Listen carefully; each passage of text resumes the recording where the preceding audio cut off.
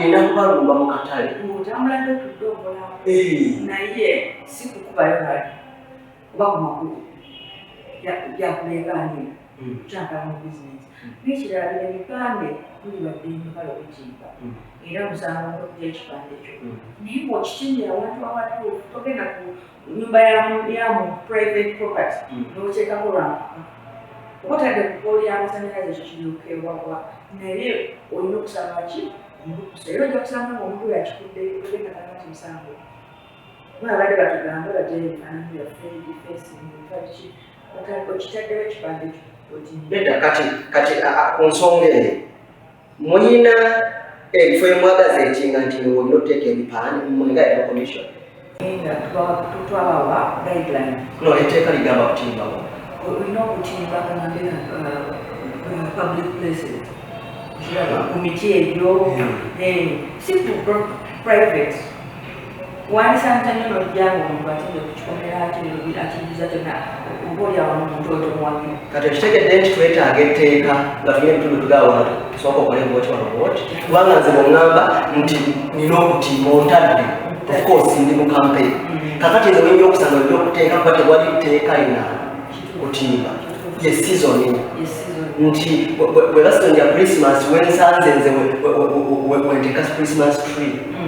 then enetteeka neetaagisa mu commission nalyo lijje kubanga twesanze nga batimbudde ebipande by'abantu ng'omuntu ne bwakuba enduulu gye muli batimbudde ebipande byabo kati mwekwasaako ntya nti etteeka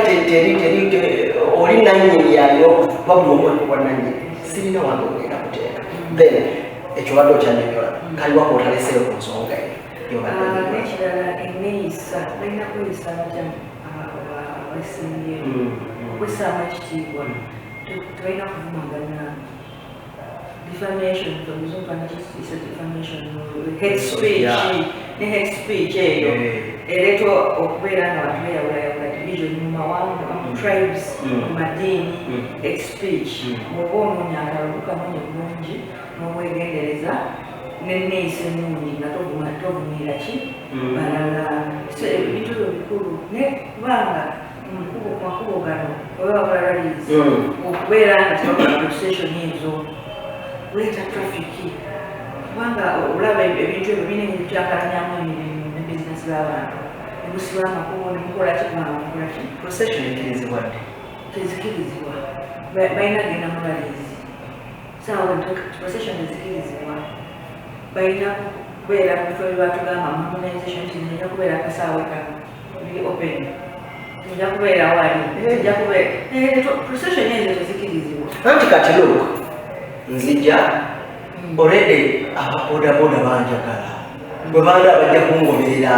ate sirina wenjagalaganira abawagizi bange kiri gy'oli bagamba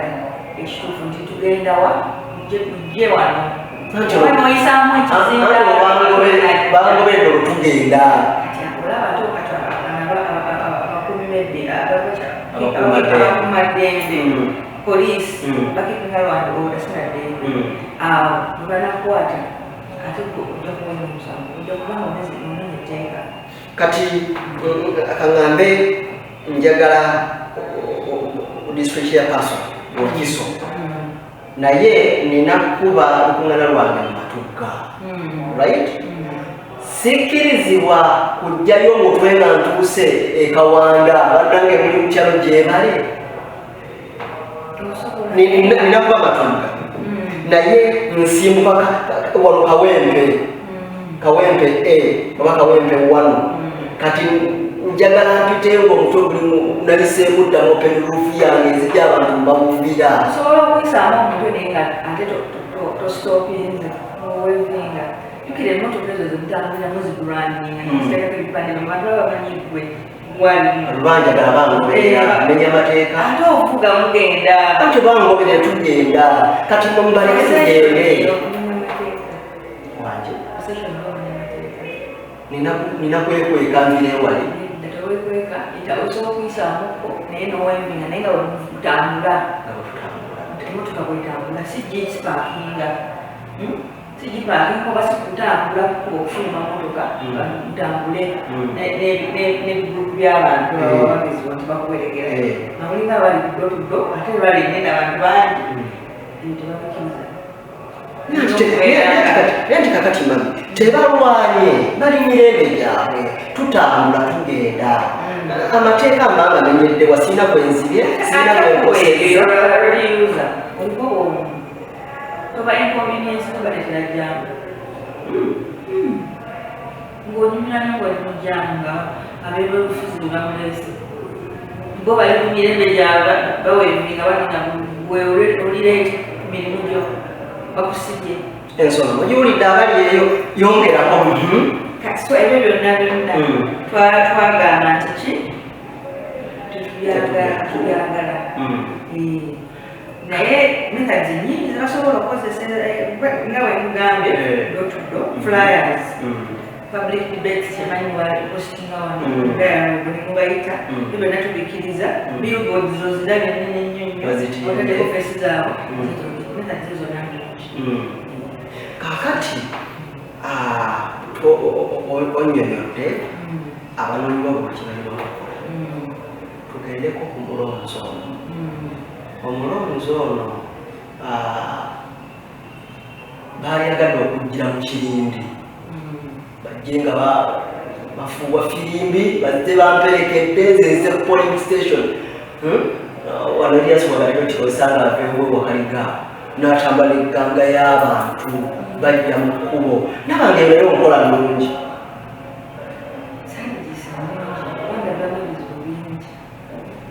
ati tugenda kulonda bawerekera kubaka waabwe tutambula nina abantu 8 oyomuvinda oli ku lunaku lw'okulonda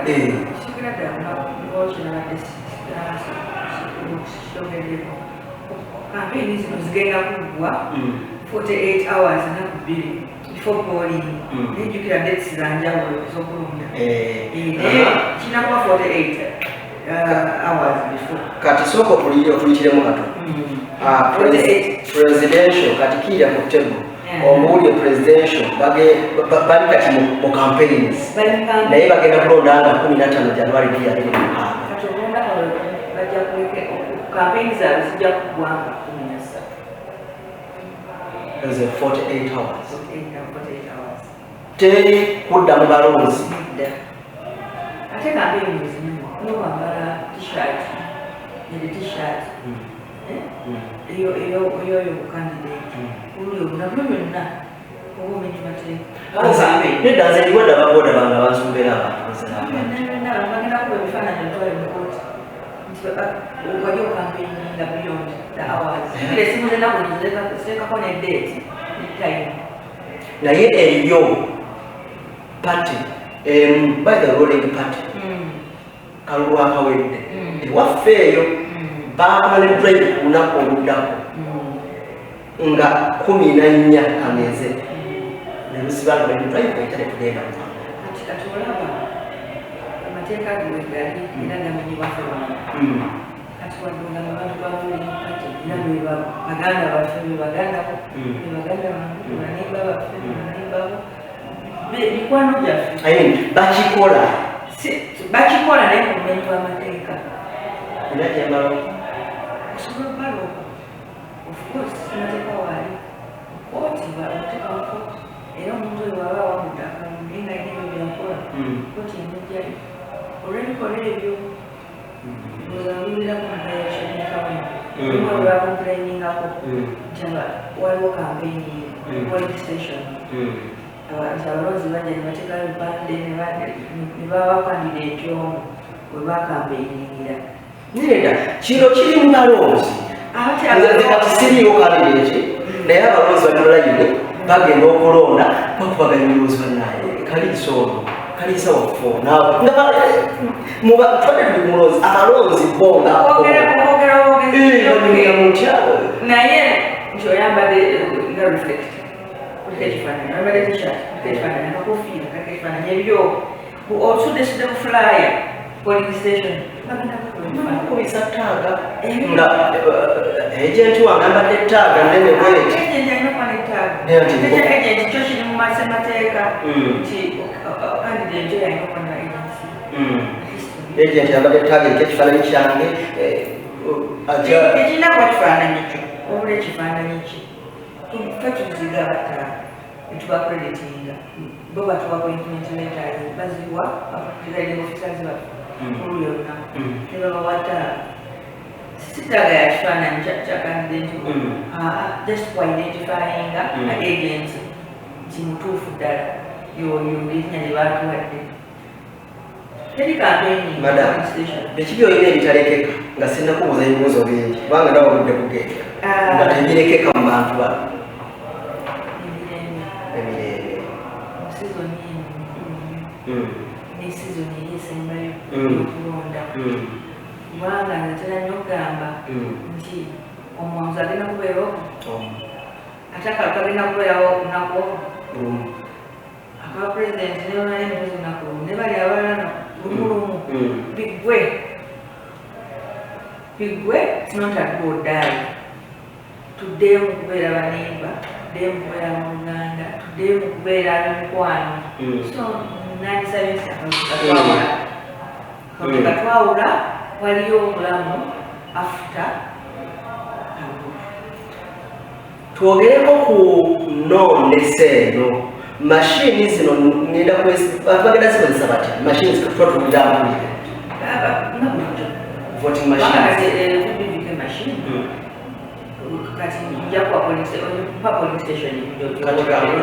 kangwa polling station bagiyita Matuga primary school abalonzi bawo bonna abali ku regisita yawo information nenengenagwenanga feeding of machine zijjolo ne bazigalinze mwenna nti bwona ajja kuola olunaku ajja kuteekamu ki ekyenkuma ate kubona omulungi bagenda kubawo n'ekyenjawulo kibuuza kibadde batamanyi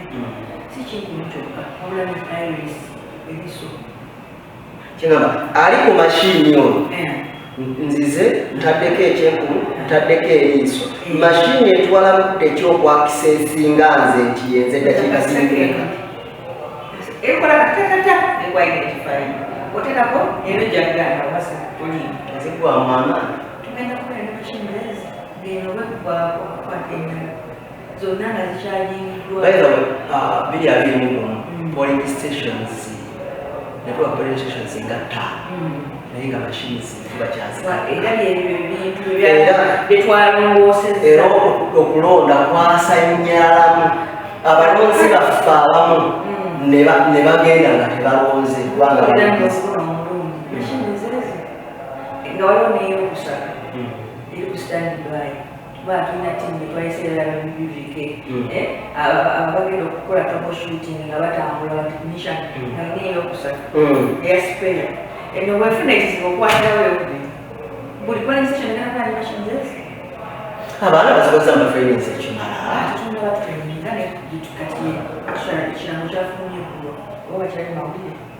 nga tutaddeyo tubayita abaagala anti kati okulonda kutandika January banaategeera mangu ebitundu sibizibu kubanga era abasinga betusinga okwagala beba abasomako kale olivo erefu nga ate kukitegeera nangu ekiraba tekitwala nnaku bbiri ku traininga nomuntu oyo okutegeera mashini anagikozesa yefe tugenda bawa wiiki namba nga tuba traininga wiiki ki sina nnaku bbiri naye kugamba omuntu akwata amangu nnaku bbiri yefe tugenda bawa wiiki ddala tubeere nga tumengira ddala shuwa bategeera buli kimu mashini kyenakola atiguddewo atya atigaddewo atya waliwo ankoze ekibuuzo wano naye kikwata ku nomination bingi tuli mu byakulonda tulabyeko incidents nyingi omuntu mwamunominate abiradiulinominated successfully namaliriza ate ne bamuwanululamu ate emikono gyalibifu ng'ate yamala okunominatingibwa is that applicable? kunyonyole nja njagala nnyo okwewerako ekigambo gyendi nanominatinga abantu balina 329 munaku ezi ate nga kwaliko omulundi guno kyebali balina okusooka okukola pre-verification online ng'okukandidate yennyini afuna neyeteeramu ki neyeteeramu ekifo kyakulaya kyekyo kya contesting n'ateekamu ekifaananyi neyeteeramu basapoota be neyeteeramu sekenda neproposa bennyini nze nga just oleeta wano afisa baabwe eyitamu kunfaanana bekozeki era ne bayitawo nekumbeeza bayitawo bulungi aba babiteekamu abo bantu balonzi naye oba oli awo olabika wakozesa obukujjuguju n'okufuna nnimi zaabwe naye mubafoojingira ki nedda siginikya kano keŋŋamba olwedde mmaze okumaliriza ne ku mmeeza yo bw'agenda okunominatinga mmaliriza era ndi mu kunoonya kalulu ngenda okuwulira nti ate petition zibaawo petition tezibaawo before nomination zimala ziggala abayina okwemulunya baleka bakola ki baleka batandika okuteeka petition era akakiiko katudde eziwera nga kagondola zino petition okufuujala kintu kibi musalamu bafuujinga sigita z'abalonzi babakubidde bakola nti bakuzudde nti bafuujinga muba musango naye sisitemu ejja kulaga nti balonzi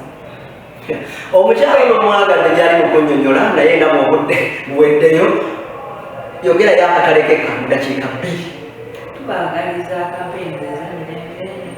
ne polling okulonda okwemirembe sofa sobulu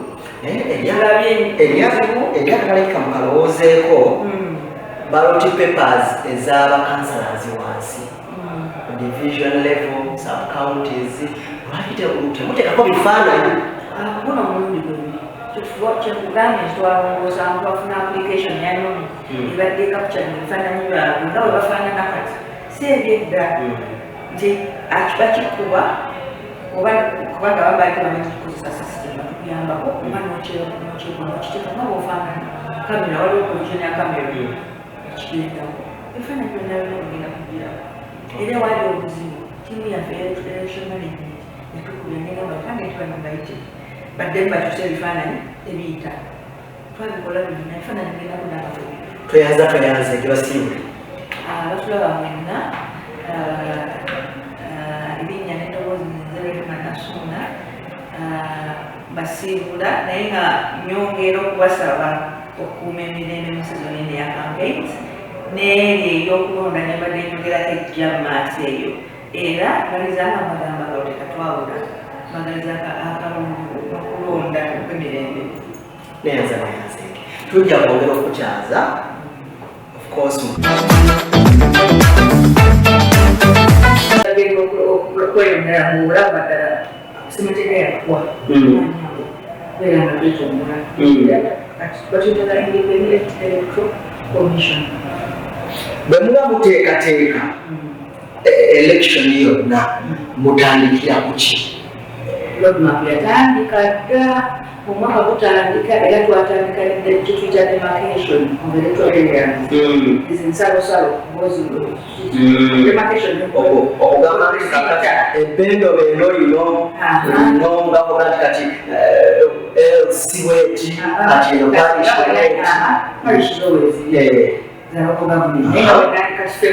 electoral commission tulina ebyaffe ojja kusanga kubeera semateeka tugamba nti akagamba abakyala bakiikirira population enakuba bwezi nti bwesukkawo okukola ki okuspliti okumenyamu bwebyobunyanja oba bebikakati neyagalekawembe nekawembe 1 oba nos nekawembe 1 oba 2 negakyebano banekyebano okimanyi nti abantu bane nekyebano kuluzaetwakisinamu abantu uganda yona twalina displiti namu tufunamu kyebano east nekyebano west akusooka yali emu negatulimanyizinge kati nze mba munansi na municipality etteeka bwe ligamba nti kale buli abantu emitwalo 10 balina okukola mu bapapaalenti nasala municipality eri mu bantu emitwalo 5 tulina mu bapapaalenti omu awamu temutunulayo atutunulayo naye bingi bakonsideringa bingi bakonsideringa naye nga kisinga ddala population nandisuubidde nti oba olyawo amaanyi nokola ki abakulembeze balina okutulaansa yongera nemukola ki we have 4 divisions Munasaba municipality have Nansana as a division Naweru there is Gombe and Musukuma ye municipal esinga obunene mu East Africa tulongako kati mbuuza bwe banga commission ebitunuulira kubanga nali manyi nti bwe twafuna okubala abantu oba osinga ekozi omulimu baali commission etunuulira mu bintu ebyo